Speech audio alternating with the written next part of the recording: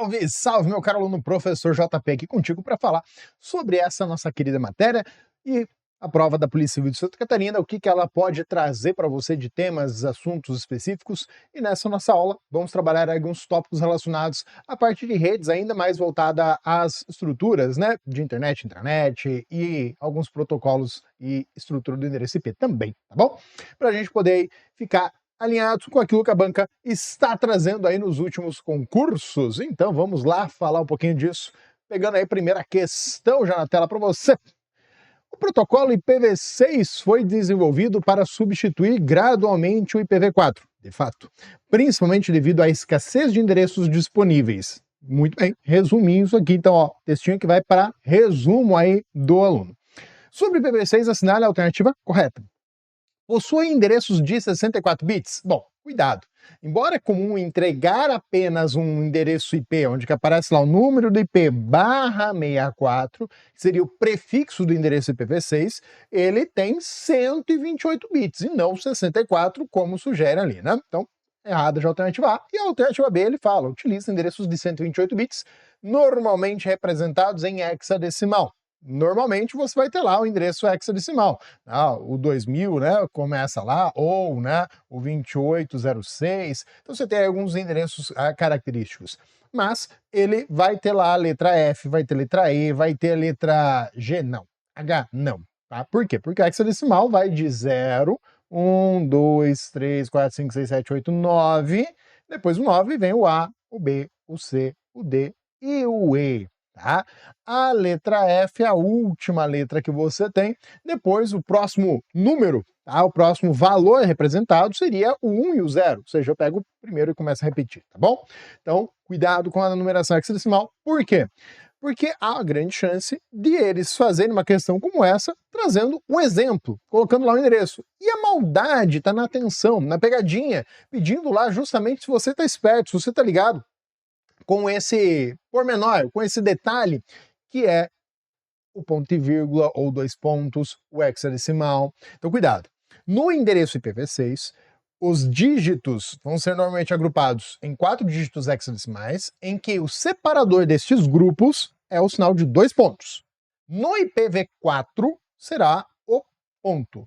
Então, no IPv6, você tem lá a estrutura de um número. 1, 2, 3, 4, 2 pontos. Lembrando que 0 à esquerda, então se eu pegar aqui, ó, 0, 3A, 0, eu escreveria esse dígito somente 3A, 0. Não colocaria o 0 à esquerda. Então é possível isso? Sim. Tá? E é isso que eles vão trazer. 8 grupos de 4 dígitos. Lembrando que 0 à esquerda no grupo não precisa ser representado, tá?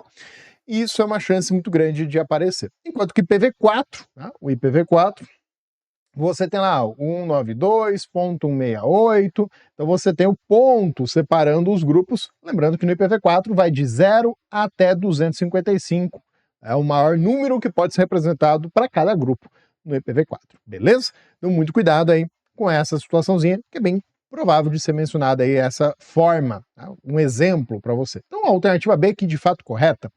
A alternativa C é incompatível com qualquer infraestrutura baseada em IPv4. Bom, na prática hoje a gente tem o uso do IPv4 ainda, né, em paralelo com o IPv6, mas tecnicamente o IPv4 ele é tunelado por dentro do IPv6 para acessar sites públicos na internet. O que acontece é que muitas vezes teu provedor entrega o endereço IPv4, né, ou um IPv6 na tua casa, mas internamente na tua casa tu usa o IPv4, mesmo tendo recebido o IPv6 ali do provedor. Isso depende das configurações da tua rede doméstica, tá? Da tua rede local. Não permitir segmentação de rede. Ora, no IPv6, todos aqueles cálculos que a gente faz para entender, né, a dinâmica de endereçamento de rede, falar, olha, vai suportar tantos equipamentos com essa máscara e tudo mais, ou CIDR, também aplica-se ao IPv6. Só que, se você sabe calcular com o IPv4, eu não vou fazer uma questão de prova com o IPv6, porque os números se tornam muito grandes. Então, é cobrado com o IPv4 normalmente esse tipo de cálculo, porque basta saber que você entende o cálculo. Eu não quero que você, né, sofra ali demasiado na prova apenas. Não suporta comunicação ponto a ponto. Pô, a gente faz comunicação ponto a ponto sim. Então, questãozinha aí apenas alternativa B. O protocolo VoIP, Voice over Protocol, permite a transmissão de voz utilizando redes baseadas em IP. Justamente, a ideia de VoIP é de voz sobre rede IP, dados, né? Por quê? Porque a voz, no modelo de telefonia, né, tradicional, ela é um sinal analógico. A voz ela vai transmitir em ondas. Só que em rede nós trabalhamos com sinais discretos, sinais digitais. E basicamente, quando a gente fala em voz sobre IP, a gente vai ter que converter essa estrutura para essa estrutura, e aí que começa aquela voz mais robotizada, né, que você usa, por exemplo, no WhatsApp. Não tem essa pegada? Sim, tem essa pegada. Então, muito cuidado com isso. Então, a gente digitaliza na voz. E claro que o inverso também acontece para jogar de volta, tá? Então, o sinal alternativo que apresenta corretamente uma característica dessa tecnologia. Permite transmissão de voz utilizando a infraestrutura de redes de dados? Sim.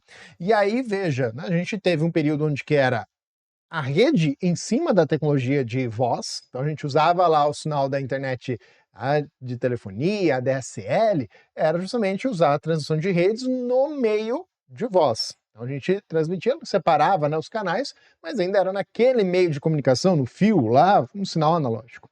E quando a gente pega hoje o sinal de transmissão, você tem a voz sendo colocada dentro da rede, que é aí que entra aquele tópico, para você que já está estudando para a Polícia Rodoviária Federal, chamado de convergência em redes. E migrar as tecnologias de rede, telefonia e rádio, né? Falando aí em estações de rádio clássicas que você ouve no carro, para redes. Então, tudo migrando para o universo de redes aí. Funciona apenas em redes analógicas? Não. Tá? E aí que está o detalhe. Então, a primeira é correta.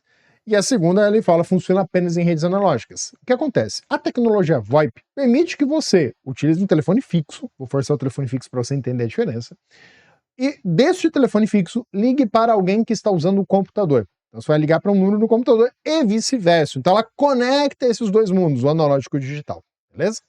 Não utiliza protocolos da internet, pô, se ela é sobre a internet, sobre os protocolos, ela vai utilizar sim os protocolos.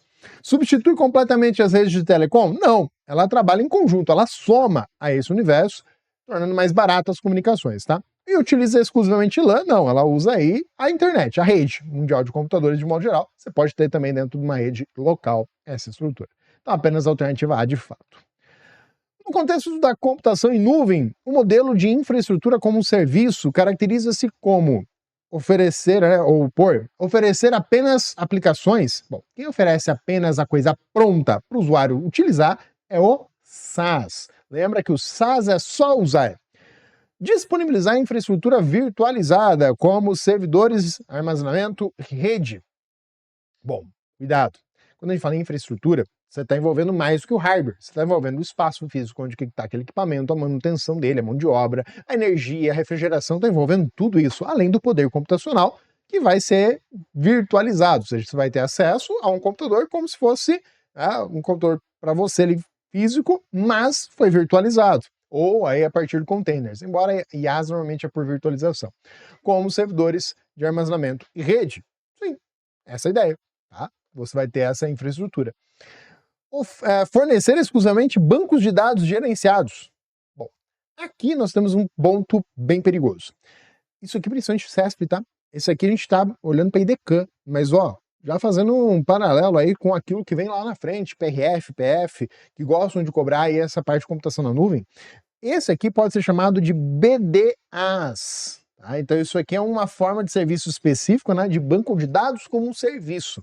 Ele está além da classificação dos três, né, básicos, que é a infraestrutura, a plataforma ou o software como serviço. Ele já é um serviço específico, de natureza específica. É como se eu já entregasse uma estrutura base, né, para desenvolvedores.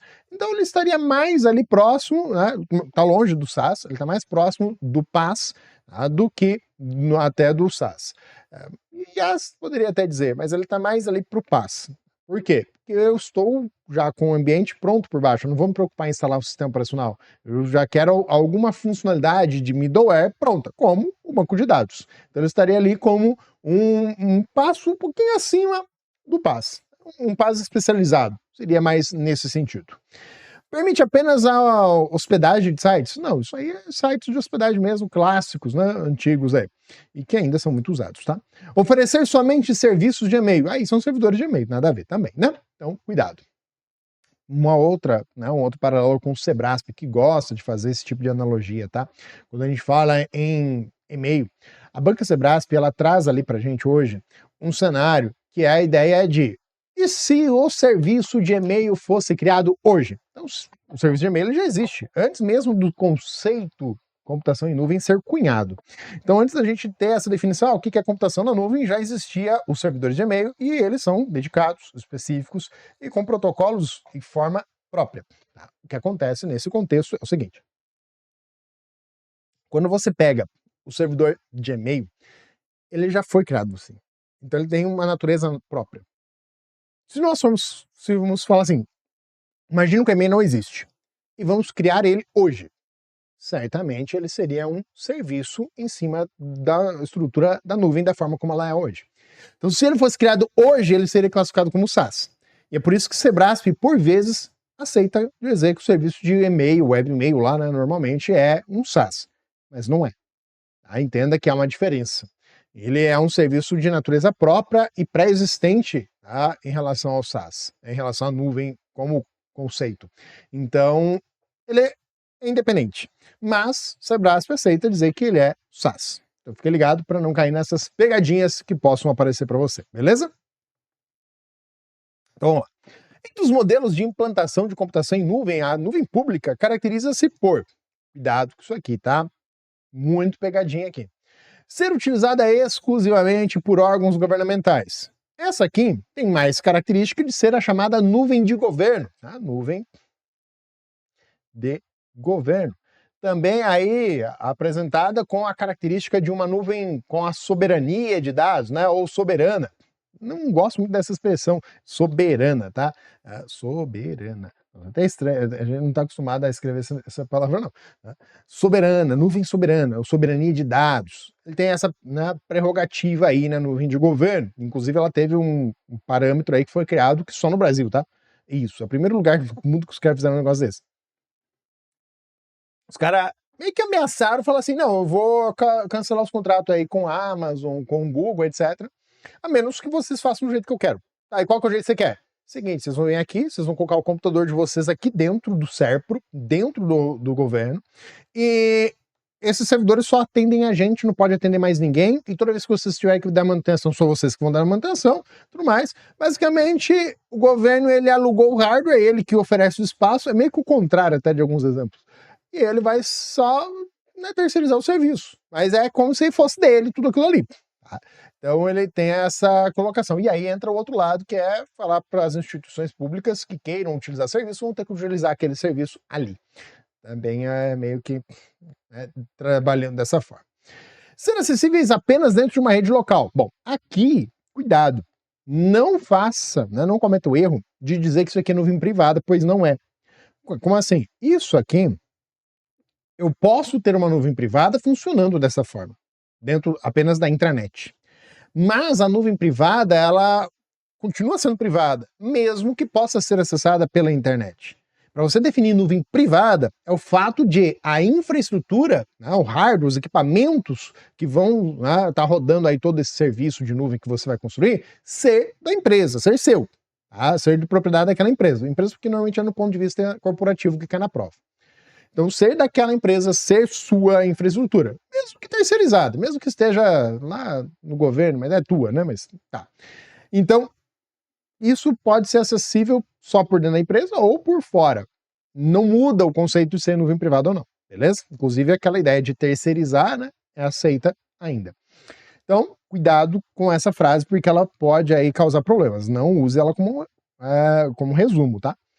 Ser disponibilizado ao público em geral por provedores de serviço. A ideia de nuvem pública é isso. Qualquer um pode contratar. Teve uma questão que foi polêmica aí na prova da... Não lembro se foi da FGV.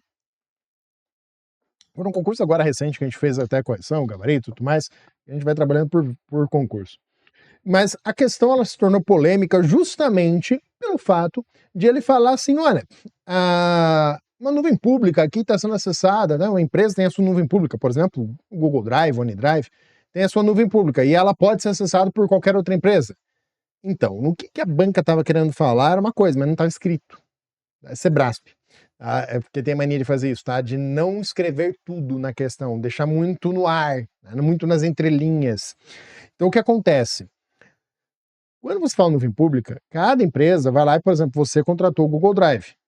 Outras empresas podem contratar o mesmo Google Drive, pode ser que esteja no mesmo servidor ou não, ninguém vai saber. O que acontece é que a tua pasta é tua, só você vai acessar. Você até pode compartilhar alguns arquivos externamente. A questão de ser nuvem pública é que qualquer um pode chegar lá e contratar também o mesmo serviço que você contratou.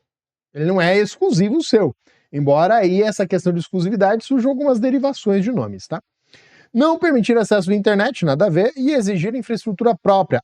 E aqui sim seria a nuvem privada. Então essa é a nuvem privada, a infraestrutura própria é a privada, beleza? Então a única aqui que sobra para a gente falar de nuvem pública é disponibilizar para qualquer um aquele serviço. Então a nuvem pode ser disponibilizada em um público geral aí pelos provedores de serviço. Cuidado aí, né, com a ideia de provedor de aplicação e provedor de serviço, que também pode ser usada uma diferenciação. Veja que neste formato de questão não faz diferença. Tá? Mas se a questão for especificamente sobre isso, o provedor de aplicação seria o mais correto aqui, tá? Que é dar aquela estrutura. Mas aqui para nuvem ainda vale, né, serviço, porque é a própria definição de nuvem. Mas por quê? Porque você tem os provedores de acesso, que é o provedor de internet, o ISP, e o provedor da aplicação. Tá? Então, aqui, para a nuvem, ainda dá para usar o termo provedor de serviço porque é a própria natureza dela. Mas, tirando a computação na nuvem, falar em provedor de serviço de acesso à internet estaria mais para provedor de internet. E provedor de aplicação para o produto pronto, lá o software que você só vai utilizar. Beleza? Então, cuidado com essas colocações aí dentro da sua prova. Os navegadores de internet são aplicações utilizadas para acessar conteúdos da web. Sim, assinale a alternativa que apresenta corretamente um exemplo de navegador. Isso aqui é só para você não zerar a prova, né? Muito bem, isso aqui não tem nem o que discutir, coloquei só para representar. Não está no seu edital, mas o Linux é um sistema operacional. O Windows também.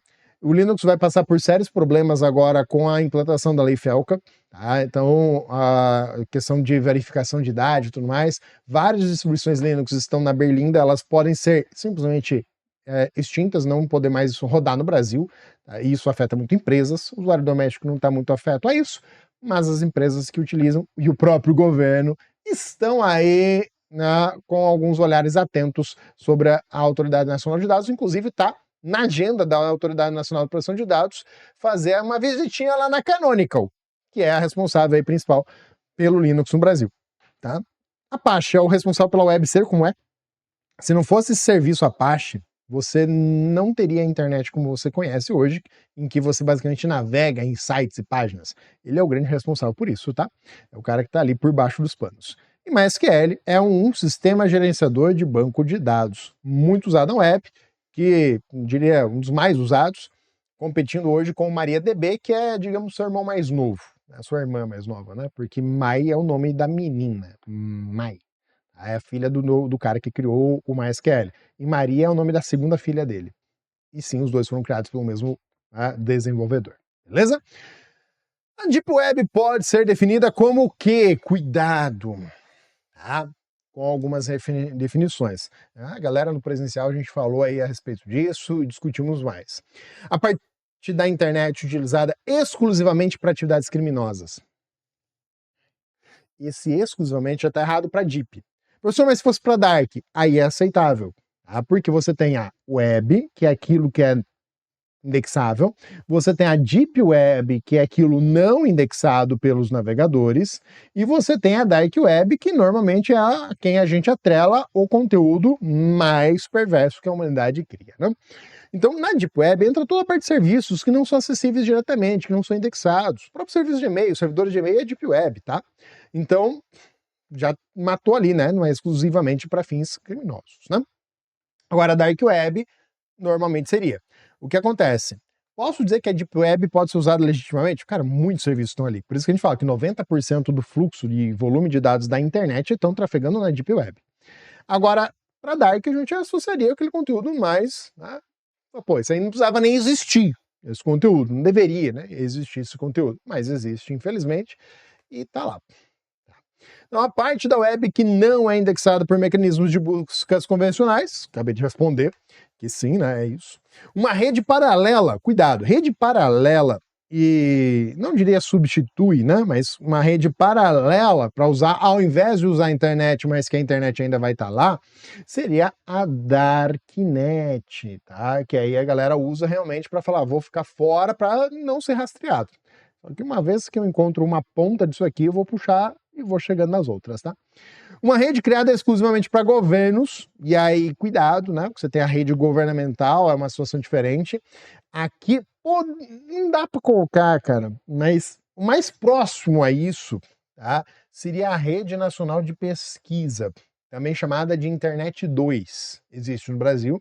Ela é responsável por conectar as universidades, tá, no Brasil. Então ela existe, mas ela não se limita ao governo, né, nesse quesito. Então, a rede da Rede Nacional de Pesquisa. É uma rede acessível apenas via satélite. Nada a ver, tá? Hoje você tem aí um amplo crescimento da implantação de satélites, principalmente aí as vistas do Elon Musk, trazendo aí a sua, né, constelação de satélites, embora há grandes concorrentes aí entrando no mercado também.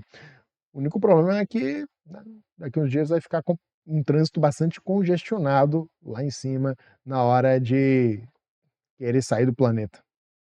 Tem que ver se não vai bater no satélite no meio do caminho. A Dark Web, olha lá, diferencia-se da Deep Web principalmente por quê? Por utilizar tecnologias que permitem anonimato e redes sobrepostas. Olha, normalmente o pessoal emprega isso a partir do quê? A partir lá da rede Tor, criando aí justamente sobreposição de redes para dificultar o rastreamento. Cuidado, ele não impossibilita. A usar aí a rede Tor, usar o navegador Tor, porque ele implicitamente vai usar aí o conjunto de firewalls e várias camadas, essa rede aí de anonimato, ele não te torna 100% anônimo, beleza? Ele vai dificultar o rastreamento porque vai envolver aí conexões de vários países e entra no aspecto de até gestão, falar em diplomacia e tudo mais, para conseguir acessar o que é a investigação. Mas dá para rastrear. Dá trabalho. Muito trabalho, mas é possível. Então dizer que é impossível rastrear é uma falácia. Ser indexado por mecanismos tradicionais? Não, a Deep Web é justamente não indexada. Ser acessível por qualquer navegador? Não, não é acessível por qualquer navegador. E mesmo que você tenha lá um Tor, você não vai acessar todo o conteúdo dela. Por quê? Porque refere-se a Deep Web àquele conteúdo que não é indexado. E a Dark Web também, tá? O Tor é uma rede, é um navegador, que é o que se popularizou. Só que existem inúmeras ferramentas, essas são as mais complexas. Por quê? Porque são específicas, e só quem é convidado consegue ter acesso a esse conteúdo. É um ambiente bem limitado aí, tá? Possui apenas conteúdo acadêmico? Não. Não utiliza criptografia? Normalmente emprega assim, tá? Para justamente dificultar ali o acesso e a identificação de quais conteúdos e dados estão sendo trafegados. Então ela usa, tá? Sim, criptografia. Então somente a alternativa A seria aceitável nessa questão. Lembre-se que na hora da prova, tu tem aí uma necessidade, que é marcar o gabarito que a banca quer. Na hora que tu tá fazendo um concurso, tu não quer ser o rei da verdade. Tu não quer falar, não, ó, essa questão aqui tá errada, a banca viajou na maionese, vou entrar com recurso. Tá, mas na hora da prova, até o final ali do horário, tu tem que marcar a alternativa que a banca quer. É isso que tu tem que fazer. Chega lá e ó, essa aqui. E quando ela vier e falar, ó, essa aqui é a resposta, tu olhar teu gabarito e falar, acertei, é esse mesmo? Tu vai se preocupar com recursos, esquentar a cabeça com isso depois? Não, tu vai querer mais que todo mundo fique quieto. E você ganha aquele ponto. Tá? O objetivo do concurso é marcar o gabarito que a banca previu para aquela resposta e você ganhar aquele ponto, beleza? A rede Tor de Onion Router, tá? Cuidado que você tem aí o ponto Onion, que seria ali os arquivos, né? O link de uma rede Tor, quando você está acessando a partir dela, são os domínios, né? Domínio alguma coisa, ponto Onion. É isso que é justamente a grande popularização do Tor, a facilidade de você encontrar alguns conteúdos.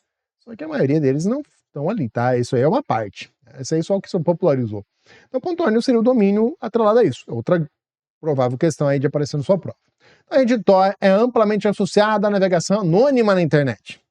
Cuidado. Teve um aluno que esses dias na aula chegou e falou, né, justamente quando estava resolvendo essa questão, eu baixei lá o Tor, só que tentei navegar com ele, era muito lento. Sim, pois você está aumentando a distância percorrida para acessar o mesmo conteúdo deveras. Então você está ali, em vez de ir direto até onde você quer, você vai passar em vários outros lugares antes de chegar até lá. Logo, vai demorar mais para que você chegue até o conteúdo desejado. Lembrando que a comunicação é requisição e resposta. Logo, a requisição vai percorrer um caminho gigante e a resposta também. Então você aumentou muito a distância. E com isso o atraso ou a latência, né? Sobre o funcionamento da rede Tor, assinale a alternativa correta. Os dados são transmitidos criptografados, tá? Normalmente para poder dificultar que alguém intercepte e veja o que se trata. A comunicação passa por múltiplos nós criptografados antes de chegar ao destino, sim, e justamente esses múltiplos nós para dificultar o rastreamento.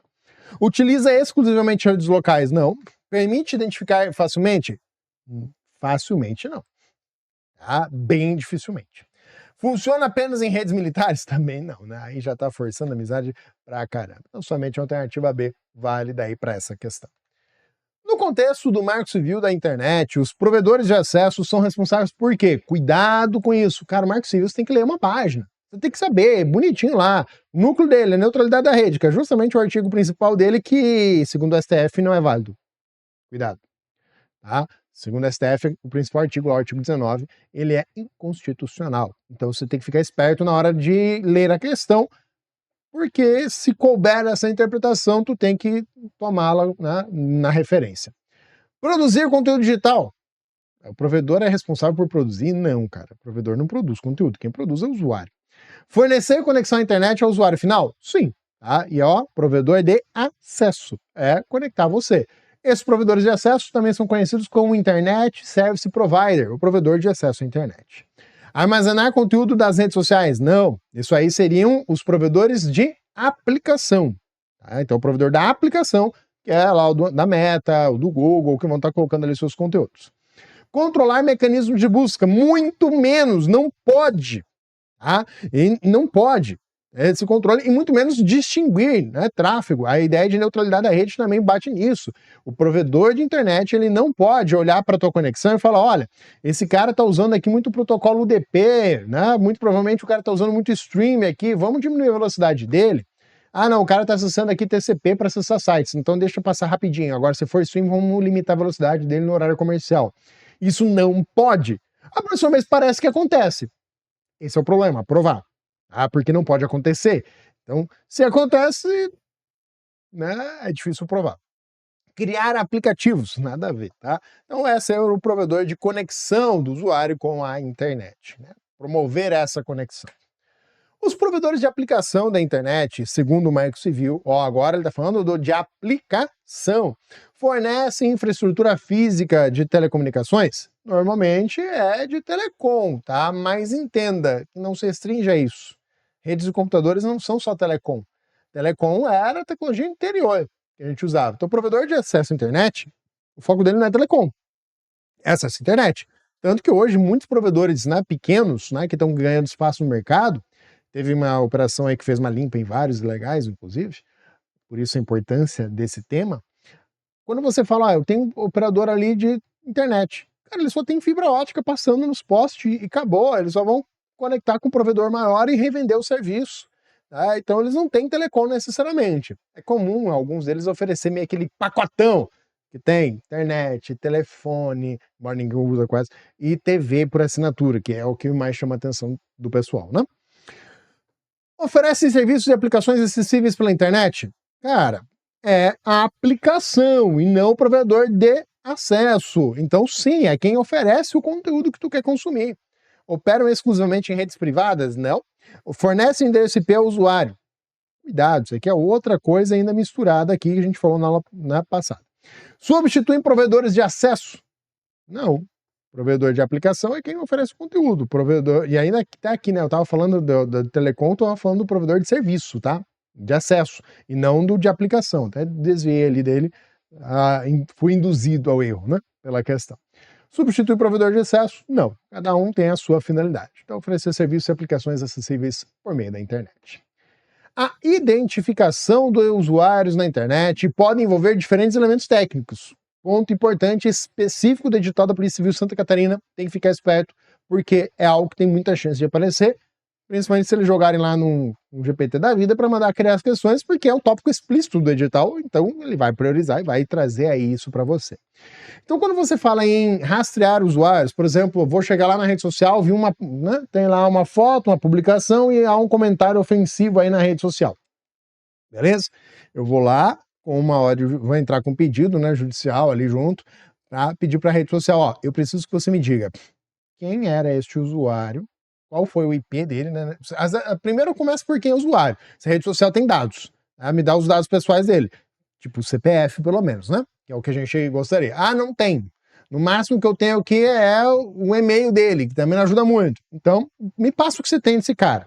Beleza. Então eu peguei lá o nome desse usuário. Agora me diga o seguinte, qual era o IP que já que você não tem CPF, me diz aí, qual é o IP que ele estava usando, tá, no dia que ele fez essa postagem. E que dia foi essa postagem? Então eu vou pedir para ele qual foi o IP, qual foi a data e a hora da postagem, tá? E qual foi a porta lógica que fez aquela publicação, tá? Porque tem essa identificação.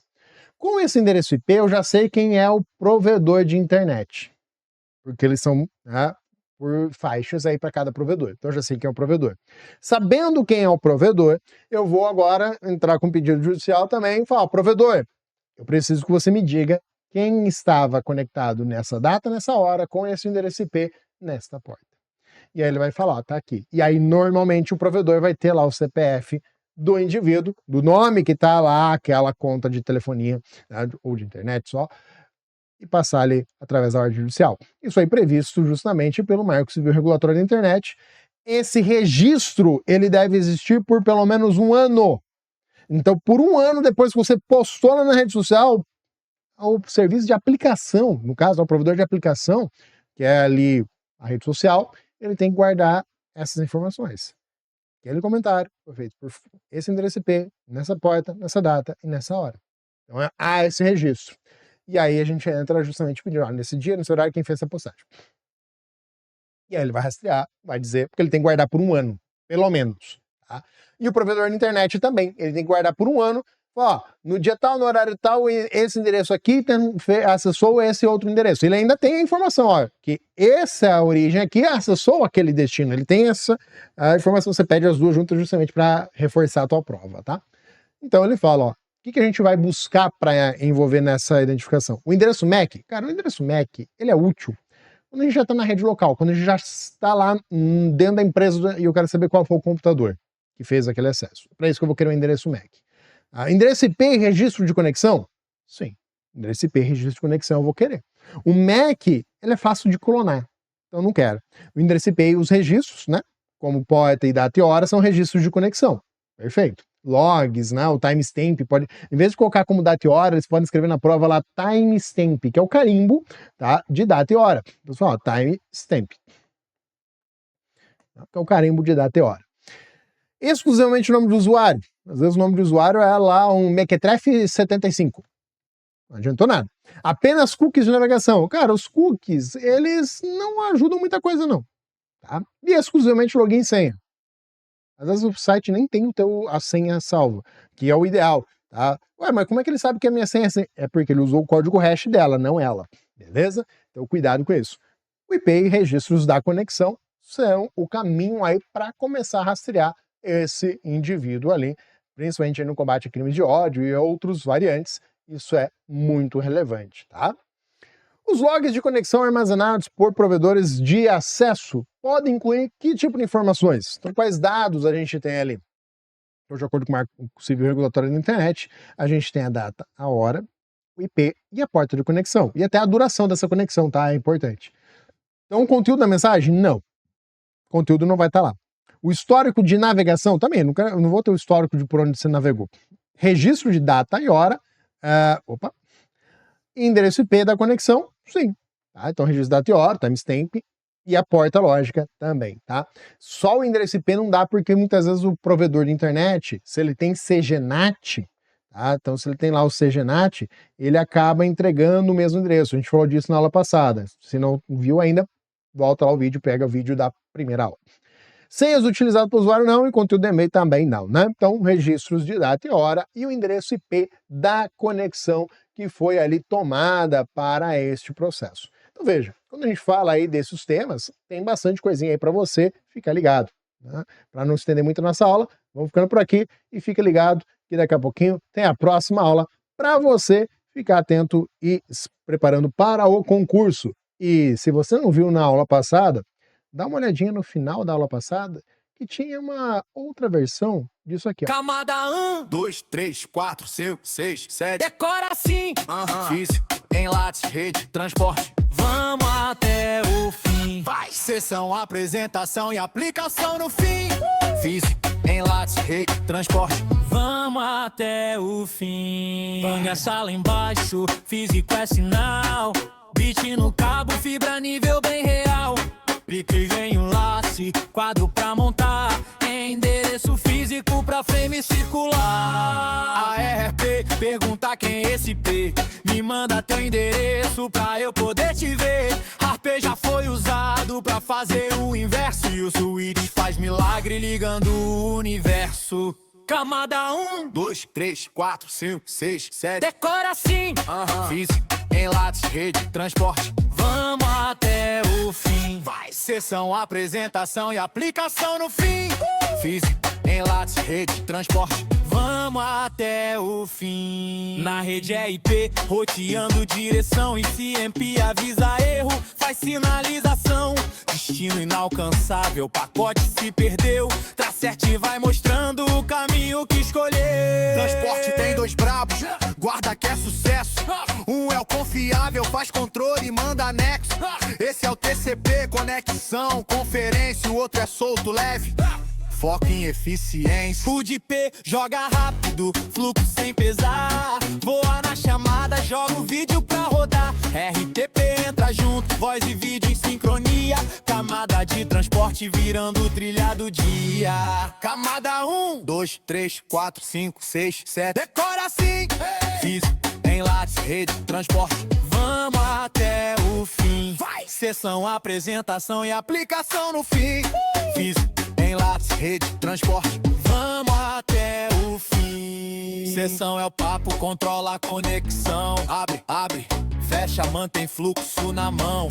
Apresentação transforma dado em padrão. Cripto, compressão, converte informação. Aplicação é a ponta que tu vai usar. É lá que os protocolos vêm te abraçar. Tem aquele do correio, manda e-mail na moral.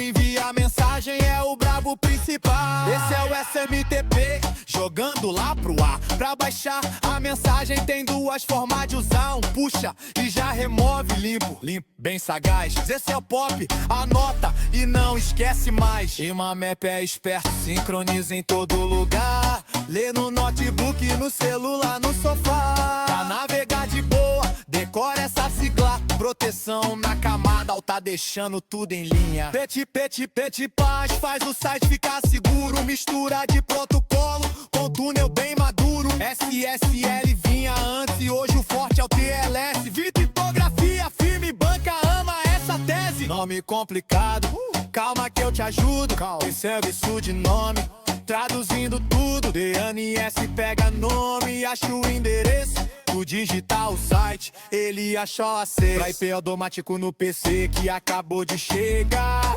Tem serviço mestre pronto pra entregar. DHCP, distribui IP, máscara padrão. Chegou na rede, ganhou configuração. SML do monitor, só de observar. Roteador, switch, tudo vai reportar. MB na estante, a gente pra falar. Nossa, lá na empresa só pra visualizar. Camada 1, 2, 3, 4, 5, 6, 7. Decora assim. Bicho, enlates, rede, transporte. Vamos até o fim. Vai! Sessão, apresentação e aplicação no fim. Físico, enlates, rede, transporte. Vamos até o fim. Se cair na prova, tu já tá legal.